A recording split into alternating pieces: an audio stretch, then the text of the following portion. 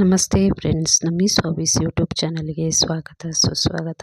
Friends, ನಾನಿವತ್ತು ನಿಮಗೆ ಹೇಗೆ ಹೋಟ್ಲಲ್ಲಿ ನಾವು ಮಸಾಲೆ ದೋಸೆನ ನೋಡ್ತೀವಲ್ಲ, ತಿಂತೀವಲ್ವ, ಅದೇ ರೀತಿ ಮಸಾಲೆ ದೋಸೆನ ಮನೇಲಿ ಹೇಗೆ ಮಾಡೋದು ಅಂತ ಈಗ ತಿಳಿಸ್ಕೊಡ್ತೀನಿ.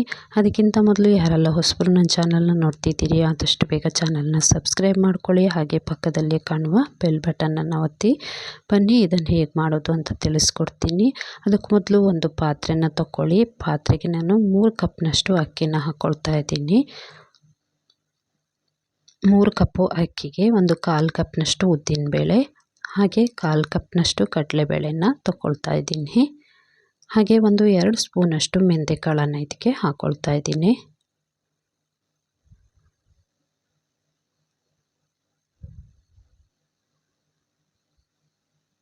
ಇದನ್ನು ಹಾಕಿದ ನಂತರ ಈಗ ಸ್ವಲ್ಪ ನೀರನ್ನು ಹಾಕ್ಕೊಂಡು ಚೆನ್ನಾಗಿ ಇದನ್ನು ತೊಳೆದು ನೀರನ್ನು ಚೆಲ್ಕೊಳ್ಳಿ. ಚೆನ್ನಾಗಿ ತೊಳೆಯಿರಿ ಅಕ್ಕಿನ. ತೊಳೆದ ನಂತರ ಈ ನೀರನ್ನು ತೆಗೆದು ಬೇರೆ ನೀರನ್ನು ಇದಕ್ಕೆ ಹಾಕ್ಕೊಳ್ಳೋಣ. ಈಗ ಬೇರೆ ನೀರು ಹಾಕಿದ ನಂತರ ಒಂದು 4 ರಿಂದ 5 ಗಂಟೆಗಳ ಕಾಲ ಇದನ್ನು ನೆನೆಯಲಿಕ್ಕೆ ಬಿಡೋಣ. ನೋಡಿ, ಈಗ 4 ರಿಂದ 5 ಗಂಟೆಗಳ ನಂತರ ನೆಂದಿರುವಂಥ ಅಕ್ಕಿನ ನೀರು ಬಸ್ಕೊಂಡು ಇಟ್ಕೊಂಡಿದ್ದೀನಿ. ಅದ್ರ ಜೊತೆಗೆ ಈಗ ಒಂದು ಕಪ್ಗೆ 1 ಕಪ್ನಷ್ಟು ತೆಳು ಅವಲಕ್ಕಿನ ಹಾಕ್ಕೊಂಡು ಸ್ವಲ್ಪ ನೀರನ್ನು ಹಾಕ್ಕೊಂಡು ಚೆನ್ನಾಗಿ ತೊಳ್ಕೊಳ್ತಾ ಇದ್ದೀನಿ. ಈ ಅವಲಕ್ಕಿನ ಇದಕ್ಕೆ ಹಾಕೋದ್ರಿಂದ ದೋಸೆ ತುಂಬ ಗರಿ ಗರಿಯಾಗಿ ಬರುತ್ತೆ. ನೋಡಿ, ನೀರನ್ನು ಹಿಂಡ್ಕೊಂಡು ಇದಕ್ಕೆ ಹಾಕ್ಕೊಂಡು ಮಿಕ್ಸ್ ಮಾಡ್ಕೊಳ್ಳೋಣ. ಈಗ ಒಂದು ಮಿಕ್ಸಿ ಜಾರನ್ನು ತಗೊಂಡು ಸ್ವಲ್ಪನೇ ಈ ಅಕ್ಕಿಯ ಮಿಶ್ರಣವನ್ನು ಇದಕ್ಕೆ ಮಿಕ್ಸಿ ಜಾರಿಗೆ ಹಾಕಿ ಸ್ವಲ್ಪ ನೀರನ್ನು ಹಾಕ್ಕೊಂಡು ದೋಸೆ ಹಿಟ್ಟಿನ ಹದಕ್ಕೆ ರೆಡಿ ಮಾಡ್ಕೊಳ್ಳಿ. ಹಿಟ್ಟನ್ನು ನೋಡಿ, ಈ ರೀತಿ ಹಿಟ್ಟನ್ನು ರೆಡಿ ಮಾಡ್ಕೊಳ್ಳಿ.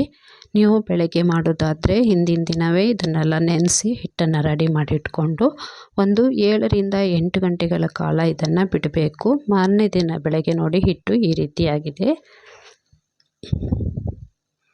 ಇದನ್ನು ಒಂದು ಸೌಟಿಂದ ಚೆನ್ನಾಗಿ ಮಿಕ್ಸ್ ಮಾಡ್ಕೊಳ್ಳಿ. ಈಗ ಇದಕ್ಕೆ ರುಚಿಗೆ ತಕ್ಕಷ್ಟು ಉಪ್ಪನ್ನು ಹಾಗೆ 1 ಸ್ಪೂನಷ್ಟು ಸಕ್ಕರೆನ ಹಾಕ್ಕೊಳ್ಳೋಣ. ಬೇಕಿದ್ದರೆ ನೀವು ಹಿಂದಿನ ದಿನವೇ ಬೇಕಿದ್ದರೆ ಹಿಟ್ಟನ್ನು ರೆಡಿ ಮಾಡಿಕೊಂಡಾಗ ಉಪ್ಪನ್ನು ಹಾಕ್ಕೋಬೋದು. ಈಗ ಇದನ್ನು ಸ್ವಲ್ಪ ಹೊತ್ತು ಹಾಗೆ ಬಿಡೋಣ. ಈಗ ನಾವು ಆಲೂಗಡ್ಡೆ ಪಲ್ಯನ ರೆಡಿ ಮಾಡ್ಕೊಳ್ಳೋಣ. ಗ್ಯಾಸ್ ಹಚ್ಚಿ ಗ್ಯಾಸ್ ಮೇಲೆ ಒಂದು ಬಾಣಲೆಯನ್ನು ಇಟ್ಕೊಂಡು ಇದಕ್ಕೆ ಒಂದು 3 ರಿಂದ 4 ಸ್ಪೂನಷ್ಟು ಎಣ್ಣೆನ ಹಾಕ್ಕೊಳ್ಳಿ. ಎಣ್ಣೆ ಬಿಸಿಯಾದ ನಂತರ ಇದಕ್ಕೆ 1 ಸ್ಪೂನಷ್ಟು ಸಾಸಿವೆನ ಹಾಕಿ ಸಾಸಿವೆ ಸಿಡಿದ ಕೂಡಲೇ ಇದಕ್ಕೆ ಕರಿಬೇವಿನ ಸೊಪ್ಪನ್ನು ಹಾಕ್ಕೊಳ್ಳಿ. ಕರಿಬೇವಿನ ಸೊಪ್ಪು ಹಾಕಿದ ನಂತರ ಒಂದು ಅರ್ಧ ಸ್ಪೂನಷ್ಟು ಇಂಗನ್ನು ಹಾಕ್ಕೊಳ್ಳಿ. ಈ ಪಲ್ಯ ಬರೀ ದೋಸೆಗೆ ಅಂತಲ್ಲ, ರೊಟ್ಟಿಗೆ ಚಪಾತಿಗೂ ತುಂಬ ಚೆನ್ನಾಗಿರುತ್ತೆ. ಈಗ ಇದಕ್ಕೆ ಒಂದು 5 ರಿಂದ 6 ಹಸಿಮೆಣಸಿನ್ಕಾಯಿನ ಈ ರೀತಿ ಕಟ್ ಮಾಡಿಕೊಂಡು ಹಾಕ್ಕೊಳ್ಳಿ. ಹಸಿಮೆಣಸು ಹಾಕಿದ ನಂತರ ಫ್ರೈ ಮಾಡ್ಕೊಳ್ಳಿ ಚೆನ್ನಾಗಿ ಒಂದು ಸರ್ತಿ. ಈಗ ನಾನು ಒಂದು 2 ಈರುಳ್ಳಿನ ಈ ರೀತಿ ಉದ್ದಕ್ಕೆ ಹೆಚ್ಚಿ ಹಾಕ್ಕೊಂಡಿದ್ದೀನಿ. ಈರುಳ್ಳಿ ಹಾಕಿದಷ್ಟು ಆಲೂಗಡ್ಡೆ ಪಲ್ಯ ತುಂಬಾ ಟೇಸ್ಟಿಯಾಗಿರುತ್ತೆ. ಈರುಳ್ಳಿ ಹಾಕಿದ ನಂತರ ಚೆನ್ನಾಗಿ ಫ್ರೈ ಮಾಡಿಕೊಂಡು 1 ಸ್ಪೂನಷ್ಟು ಕಡಲೆಬೇಳೆನ ಈಗ ಹಾಕ್ಕೊಳ್ಳೋಣ. ಹಾಗೆ ಅರ್ಧ ಸ್ಪೂನಷ್ಟು ಅರಿಶಿನ ಪುಡಿನೂ ಸಹ ಹಾಕ್ಕೊಂಡಿದ್ದೀನಿ. ಅರಿಶಿನ ಪುಡಿ ಹಾಕಿದ ನಂತರ ಇದನ್ನು ಚೆನ್ನಾಗಿ ಒಂದು ಸಾರಿ ಮಿಕ್ಸ್ ಮಾಡ್ಕೊಳ್ಳೋಣ.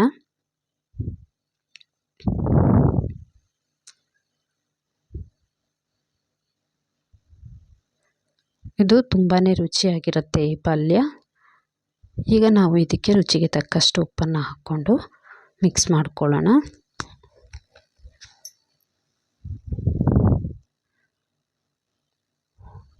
ನೋಡಿ, ಈರುಳ್ಳಿ ಕೆಂಪಗೆ ಹಾಕಿ ಫ್ರೈ ಆಗಿದೆ.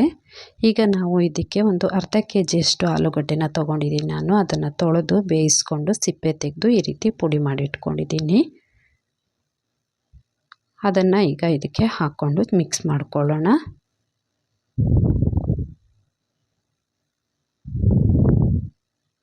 ಚೆನ್ನಾಗಿ ಈ ರೀತಿ ಮಿಕ್ಸ್ ಮಾಡಿ ಖಾರ ಮತ್ತು ಉಪ್ಪು ಆಲೂಗಡ್ಡೆಗೆ ಚೆನ್ನಾಗಿ ಹಿಡೀಲಿ. ಈಗ ಇದಕ್ಕೆ ಮೇಲ್ಗಡೆ ಕೊತ್ತಂಬರಿ ಸೊಪ್ಪನ್ನು ಹಾಕ್ಕೊಳ್ಳೋಣ. ಕೊತ್ತಂಬರಿ ಸೊಪ್ಪು ಹಾಕಿದ ನಂತರ ಒಂದು ಸಾರಿ ಚೆನ್ನಾಗಿ ಮಿಕ್ಸ್ ಮಾಡಿ.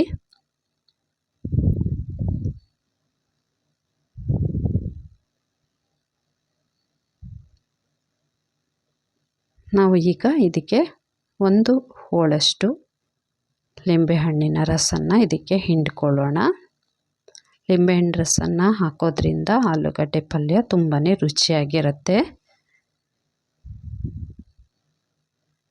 ಇದಕ್ಕೆ ಆಲೂಗಡ್ಡೆ ಪಲ್ಯ ಅಥವಾ ಬಟಾಟೆ ಬಾಜಿ ಅಂತಲೂ ಹೇಳ್ತಾರೆ. ಈಗ ಚೆನ್ನಾಗಿ ಒಂದು ಸಾರಿ ಮಿಕ್ಸ್ ಮಾಡಿ ಇದನ್ನು ನೋಡಿ. ಬಿಸಿ ಬಿಸಿಯಾಗಿರುವಂತಹ ಆಲೂಗಡ್ಡೆ ಪಲ್ಯ ರೆಡಿಯಾಗಿದೆ ಮಸಾಲೆ ದೋಸೆಗೆ. ಇದನ್ನು ಹಾಗೆ ಸ್ವಲ್ಪ ಹೊತ್ತು ತಣ್ಣಗಾಗಲಿಕ್ಕೆ ಬಿಡಿ. ಈಗ ನಾವು ದೋಸೆನ ಮಾಡ್ಕೊಳ್ಳೋಕ್ಕೆ ರೆಡಿ ಮಾಡ್ಕೊಳ್ಳೋಣ. ಗ್ಯಾಸ್ ಹಚ್ಚಿ ಗ್ಯಾಸ್ ಮೇಲೆ ದೋಸೆ ಹಂಚನ್ನು ಇಟ್ಕೊಂಡು 1 ಸೌಂಟ್ನಷ್ಟು ಹಿಟ್ಟನ್ನು ಹಾಕ್ಕೊಂಡು ತೆಳ್ಳಗೆ ದೋಸೆನ ಹೊಯ್ಕೊಳ್ಳೋಣ. ನೋಡಿ ಎಷ್ಟು ತೆಳ್ಳಗೆ ಬೇಕಾದರೂ ಹಾಕ್ಕೋಬೋದು. ನಂತರ ಇದಕ್ಕೆ 1 ಸ್ಪೂನಷ್ಟು ಎಣ್ಣೆನ ಸ್ಪ್ರೆಡ್ ಮಾಡೋಣ. ಇದಕ್ಕೆ ಮೇಲ್ಗಡೆ ದೋಸೆ ಮೇಲ್ಗಡೆ ಸ್ವಲ್ಪ ಎಣ್ಣೆನ ಸ್ಪ್ರೆಡ್ ಮಾಡಿ, ಬೇಕಿದ್ದರೆ ನೀವು ಬೆಣ್ಣೆ ಅಥವಾ ತುಪ್ಪನ ಸಹ ಹಾಕ್ಕೋಬೋದು. ಒಂದು ಮುಚ್ಚಳನ ಮುಚ್ಚಿ 1 ನಿಮಿಷಗಳ ಕಾಲ ಇದನ್ನು ಬೇಯಿಸ್ಕೊಳ್ಳಿ ದೋಸೆನ. ಇದರ ಮೇಲ್ಗಡೆ ಈಗ 1 ಸ್ಪೂನಷ್ಟು ಕೆಂಪು ಚಟ್ನಿನ ಹಾಕ್ಕೊಳ್ಳೋಣ. ಕೆಂಪು ಚಟ್ನಿ ಏನಾದರೂ ಮಾಡದೇ ಇದ್ದರೆ ನೀವು ಚಟ್ನಿ ಪುಡಿ ಇದ್ದರೂ ನಡೆಯುತ್ತೆ. ಈಗ ಇದಕ್ಕೆ 1 ಸ್ಪೂನಷ್ಟು ಆಲೂಗಡ್ಡೆ ಪಲ್ಯನ ಹಾಕ್ಕೊಂಡು ದೋಸೆನ ಫೋಲ್ಡ್ ಮಾಡೋಣ. ಈಗ ನೋಡಿ ರೆಡಿಯಾಗಿದೆ. ಈಗ ಗರಿ ಗರಿಯಾಗಿರುವಂತಹ ಮಸಾಲೆ ದೋಸೆ ಜೊತೆಗೆ ಆಲೂಗಡ್ಡೆ ಪಲ್ಯನೂ ಸಹ ರೆಡಿಯಾಗಿದೆ. ಈ ರೆಸಿಪಿನ ಒಂದು ಸತಿ ಮಾಡಿ ನಿಮ್ಮ ಮನೆಯವರೆಲ್ಲರೂ ಇಷ್ಟಪಟ್ಟು ತಿಂತಾರೆ. ನಿಮ್ಮ ಅನಿಸಿಕೆಯನ್ನು ಕಮೆಂಟ್ ಮೂಲಕ ತಿಳಿಸಿ. ಈ ರೀತಿ ಒಂದು ಪ್ಲೇಟ್ ಮೇಲೆ ಈಗ ದೋಸೆನ ಹಾಕ್ಕೊಳ್ಳೋಣ. ಬಿಸಿ ಬಿಸಿಯಾದಂಥ ಗರಿ ಗರಿಯಾಗಿರುವ ಮಸಾಲೆ ದೋಸೆ ತಿನ್ನಲಿಕ್ಕೆ ರೆಡಿಯಾಗಿದೆ. ಅದ್ರ ಜೊತೆಗೆ ಈಗ ಚಟ್ನಿ ಹಾಗೆ ಆಲೂಗಡ್ಡೆ ಪಲ್ಯ ಕೂಡ ರೆಡಿ ಇದೆ. ಈ ರೆಸಿಪಿ ಇಷ್ಟ ಆದರೆ ನಿಮಗೆ ಒಂದು ಲೈಕ್ ಮಾಡಿ, ಹಾಗೆ ಆದಷ್ಟು ಈ ರೆಸಿಪಿನ ಶೇರ್ ಮಾಡಿ. ನಿಮ್ಮ ಅನಿಸಿಕೆ ಅಭಿಪ್ರಾಯಗಳನ್ನು ಕಮೆಂಟ್ ಮೂಲಕ ತಿಳಿಸಿ. ಆದಷ್ಟು ಬೇಗ ನನ್ನ ಚಾನಲ್ನ ಸಬ್ಸ್ಕ್ರೈಬ್ ಮಾಡ್ಕೊಳ್ಳಿ. Thank you.